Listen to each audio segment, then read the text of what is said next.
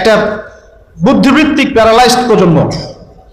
না জীবনের কোনো উদ্দেশ্য আছে, না কোনো পড়াশোনা করে, আর না একটু ভালো করে খেলাধুলা করে, আর না শরীর চর্চা করে, আর না কিছু লিখে, আর না কিছু জাতিকে কিছু দিচ্ছে, আর না পলিটিক্সে কোনো আগ্রহ আছে, আর না ইকোনমিক্সে কোনো আগ্রহ আছে, না ওয়ার্ল্ড অ্যাফেয়ার্স সম্পর্কে কোনো সচেতনতা আছে, না মুসলিম উম্মার এই দুরবস্থায় তার ভূমিকা রাখার কোনো ইচ্ছা পর্যন্ত আছে।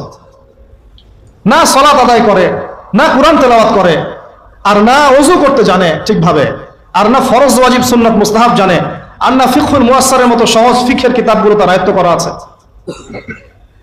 না কোনো আলেমের সাথে সম্পর্ক আছে, না কোনো ইসলামিক স্কলারের কাছে সম্পর্কিত হয়, আর না মাদ্রাসায় যায়, আর না ইসলামের বেসিক ফান্ডামেন্টাল নলেজ অর্জন করে।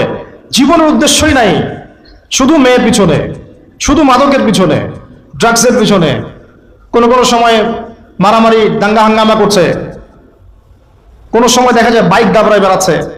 বাবার বিত্তশালী বাবার অনেক টাকা আছে, বাস কিনে দিয়েছেন বাইক, চলছে, পিছনে একটা বেহায়া বেশ্যা মেয়ে নিয়ে ঘুরছে। এই মেয়েটাও বেহায়া, শব্দটা ইউজ করতে চাইনি আমি আমি আমি এখানে জানি অনেক মা বোন আছেন, শব্দটা আমি ইউজ করতে চাই নাই, কিন্তু আমার ভিতরে এমন ক্ষোভ এদেরকে দেখলে হয় যে মুখ থেকে বের হয়ে গেল।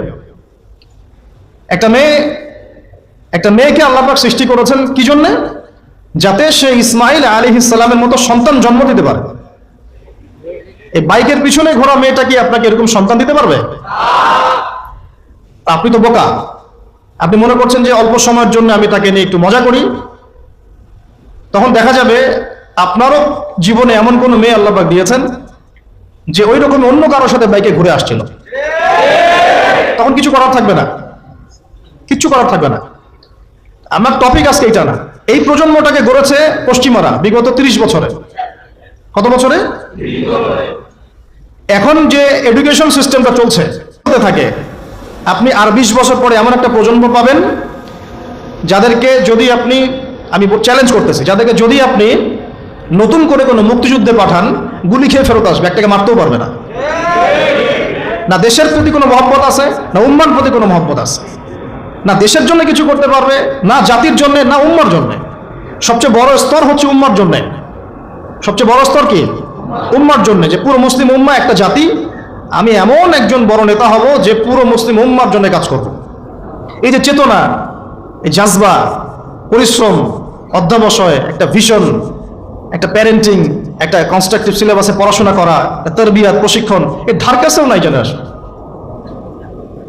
আমরা ঢাকায় দেখি মানুষ খালি খাচ্ছে আর খাচ্ছে, সবাই বসে খায়, ফাস্টফুডের দোকান হাজার হাজার হাজার হাজার, সবাই মেয়ে ছেলে একসাথে বসে খায়, চটপটি, ফুচকা, বার্গার, পিৎজা, খাওয়াই যাবে এদের কাজ। রাস্তায় ফুটপাতে পাটি বিছায় বসে খাওয়া দাওয়া করতেছে, সবাই খাচ্ছে,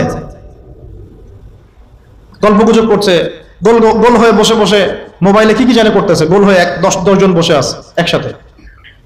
যেই মুহূর্তে ধরেন যে মুসলিম উম্মার একটা অঞ্চলে একটা বোমার আঘাতে 500 জন শিশুকে হত্যা করা হয়, ওই মুহূর্তে বসে সে হাসাহাসি করতেছে।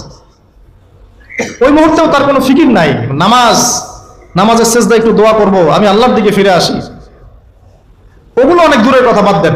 শুধু এতটুকু ফিকির, আচ্ছা আমি দুনিয়াতে আছি কেন, আমি দুনিয়াতে এসেছি কেন?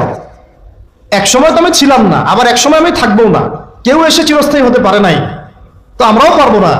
তো আল্লাহ পাক আমাদেরকে সৃষ্টিটা করলেন কেন? আমার কাছে আমার রব কি চান?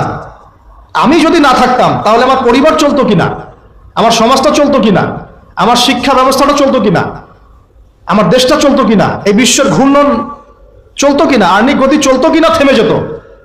উত্তর না।